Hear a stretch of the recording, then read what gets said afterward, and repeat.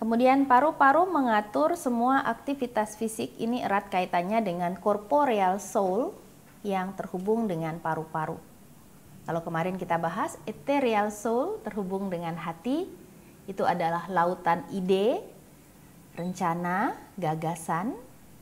Kalau corporeal soul itu lebih berhubungan dengan ekspresi fisik dan fungsi fisik dari tubuh. Di dalam kesunyian, aku rindukan kehadiranmu, memelukku, membelai syahdu.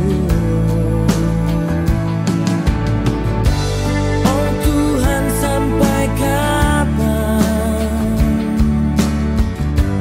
harus ku cari kedamaian hati, mewarnai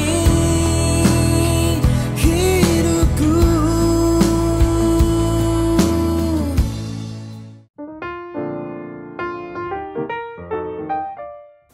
Menggunakan nafas untuk mengalirkan kembali ketenangan dan fokus pada pikiran. Mengizinkan pikiran untuk terhubung dengan segala sesuatu yang berada di luar diri, dengan tetap tidak kehilangan ketenangan yang berada di dalam diri. Tetap terhubung dengan setiap tarikan dan hembusan nafas, sembari menyadari apapun yang tertangkap oleh pikiran. Mengizinkan pikiran untuk berpindah dari satu objek ke objek berikutnya tanpa membiarkan pikiran terlarut ke dalamnya. Dari dengan lebih jelas setiap sensasi yang terasa pada tubuh. Menyadari kembali sepenuhnya seluruh tubuh. Menyadari dengan lebih jelas segala sesuatu yang berada di luar diri.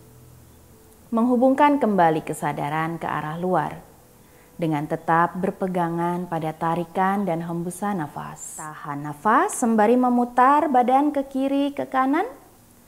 1 atau 2 kali sembari menahan nafas. Kemudian lakukan 3 kali pernafasan ujjayi. Tarik nafas panjang. Hembuskan dengan mengeluarkan suara di tenggorokan. Sempitkan area tenggorokan. Keluarkan dengkuran halus di dasar tenggorokan. Tarik nafas panjang, semuanya melalui hidung. Menghembuskan perlahan melalui hidung, keluarkan suara di dasar tenggorokan. Menyilangkan jari-jari tangan, sekarang kita akan melakukan gerakan bagi tulang belakang, bagi torso dan tulang belakang. Kalau tadi untuk panggul, sekarang untuk torso. Regangkan kedua lengan terlebih dahulu ke depan. Kemudian bawa kedua lengan ke atas, panjangkan. Letakkan kedua tangan di belakang kepala. Kita akan membuka dada, melakukan sedikit back bend dengan mendorong kepala ke arah tangan. Rasakan dada lebih terbuka. Menegakkan kembali tubuh, membawa kedua siku ke arah depan. Membungkukkan badan. Rasakan peregangan pada belakang tubuh. Kembali tegak, membuka kedua siku, dorong kembali kepala ke arah belakang. Kembali tegakkan tubuh, bawa siku ke depan, kemudian bungkukkan. Kembali tegakkan tubuh, sekarang menekuk ke arah samping, tekuk badan ke samping kanan. Dada tetap terbuka. Tegakkan kembali tubuh. Lakukan ke sisi sebaliknya.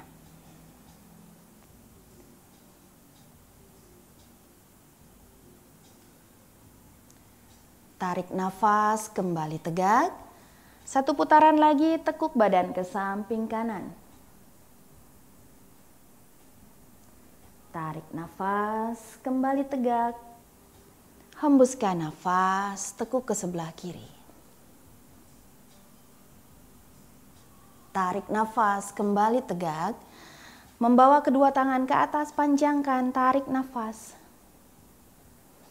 Memutar badan ke sebelah kiri, dada tetap terbuka. Kita lakukan 6 gerakan bagi tulang belakang untuk melenturkan tulang belakang, spine limbering. Kembali bawa kedua lengan ke atas, panjangkan. Memuntir ke sisi sebaliknya. Dada tetap terbuka. Kemudian lakukan 2 putaran ke sisi sebaliknya. Kita menggerakkan chi di area middle burner. Pada saat kita banyak duduk, chi pada area middle burner ini relatif tidak bergerak dan cenderung menimbulkan stagnation yang membuat kita mungkin merasa kembung, tidak nyaman pada area perut. Saat berada kembali di depan, perlahan tegakkan kembali tubuh. Apabila kaki terasa sudah cukup pegal untuk dilipat, digerak-gerakkan dulu.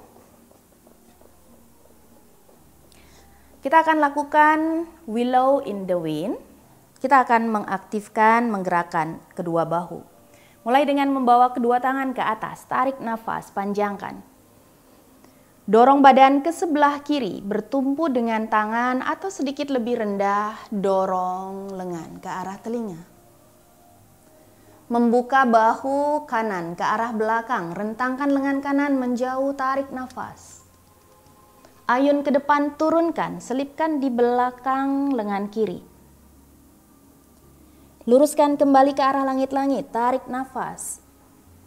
Dorong ke arah telinga kanan, panjangkan. Aktifkan punggung dan perut, angkat tubuh, tarik nafas. Turunkan ke sebelah kanan. Panjangkan sisi kiri. Dorong bahu kiri menjauh ke belakang, rentangkan lengan, tarik nafas. Hembuskan nafas, turunkan. Selipkan di belakang lengan kanan. Tarik nafas, kembali luruskan ke arah langit-langit. Hembuskan, dorong ke arah telinga, panjangkan sisi kiri.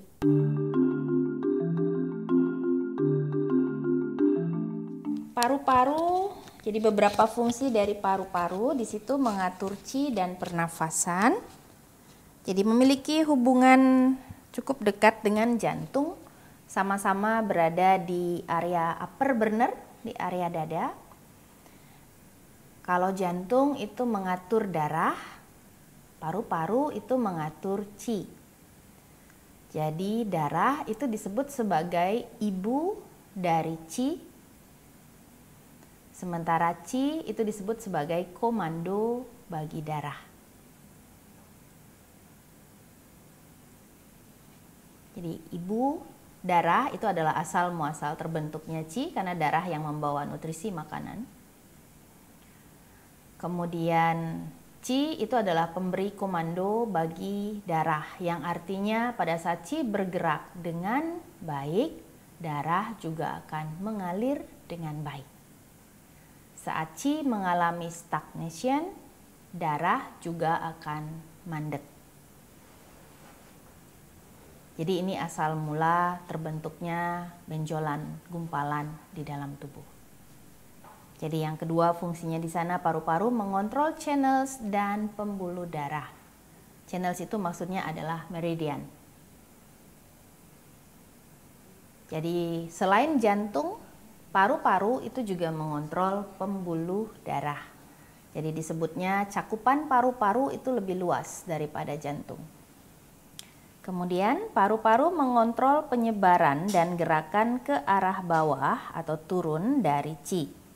Jadi selain tadi chi-nya paru-paru bergerak ke bawah, chi ini juga memiliki fungsi menyebarkan. Nanti kita bahas. Kemudian paru-paru mengatur semua aktivitas fisik, ini erat kaitannya dengan corporeal soul yang terhubung dengan paru-paru. Kalau kemarin kita bahas ethereal soul terhubung dengan hati, itu adalah lautan ide, rencana, gagasan. Kalau corporeal soul itu lebih berhubungan dengan ekspresi fisik dan fungsi fisik dari tubuh. Kemudian paru-paru mengatur saluran air. Ini fungsi penting. Kalau kita melihat dari 5 elements, elemen air itu organ yang mana? Ginjal dan kandung kemih ya. Jadi secara keseluruhan elemen air yang mengontrol air, mengatur jumlah air di dalam tubuh, seberapa banyak disimpan, seberapa banyak dibuang, itu lebih berkaitan dengan ginjal. Tapi paru-paru di sini mengatur saluran air karena nanti kita akan bahas ginjal itu menerima pasokan air dari paru-paru, termasuk juga paru-paru menyebarkan cairan di bawah kulit. Jadi yang berikutnya mengontrol kulit dan ruang di antara kulit dan otot. Ini banyak terhubung dengan defensive qi atau wei qi. Paru-paru termanifestasikan pada rambut atau bulu di tubuh, membuka ke dalam hidung, mengontrol lendir pada hidung, merupakan rumah bagi corporeal soul, dipengaruhi oleh kedukaan, kesedihan, kecemasan, karena juga kecemasan ini cenderung membentuk simpul di area dada disebutnya. Jadi itu juga mengganggu fungsi dari paru-paru yang letaknya di dada. Oke, kita bahas satu-satu. Paru-paru mengatur qi dan pernafasan. Jadi ini tentu adalah namanya, kalau kita kemarin membahas mengenai qi, tubuh ini kan adalah manifestasi dari qi kan, dari yang paling kasar sampai yang paling halus, yang mana apabila kita menyebutkan dalam ranah qi ini dipandang sebagai life force, energi yang memberi kehidupan pada tubuh fisik, artinya pada saat qi ini meninggalkan tubuh, di situ tidak ada kehidupan. Jadi pada saat kita meninggal, di sana disebutkan ada kondisi qi yang sudah tercerai-berai. Bisa mengikuti sampai di sana? Jadi penting sekali qi ini selama fase kehidupan kita. Jadi kan kita sudah mengenal qi ini yang didapatkan dari masa kehamilan, yang disebut dengan prenatal qi, dan yang kita dapatkan setelah lahir, yang kita sebut dengan postnatal qi. Nah, postnatal qi ini banyak bergantung pada kemampuan dari paru-paru dan spleen. Jadi di situ ini merupakan fungsi yang paling penting dari paru-paru karena dari udara paru-paru mengekstraksi clean qi untuk tubuh yang kemudian dikombinasikan dengan food qi dari limpa yang membentuk gathering qi atau chong qi. Oke, jadi di situ ketika mungkin saya pernah sempat mengatakan dulu pada saat menarik nafas, di situ ada peranan ginjal dalam menahan nafas di bawah, masih ingat?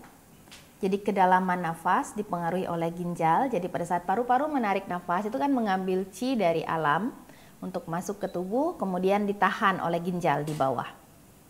Sementara saat menghembuskan nafas itu paru-paru mengeluarkan dirty qi, jadi apapun yang tidak diperlukan oleh tubuh, termasuk pada saat menghembuskan nafas itu juga ada sistem membuang kelebihan kelembaban. Karena kalau kalian menghembuskan nafas, pernah nggak nemplok di kaca gitu, kita kan kalau kecil lagi ngelihat ngintip keluar, nanti lama-lama kacanya ada embunnya kan. Jadi nafas kita pada saat menghembuskan nafas itu ada air yang keluar. Nah, itu adalah salah satu mekanisme menjaga kelembaban di dalam tubuh supaya tidak berlebih. Di dalam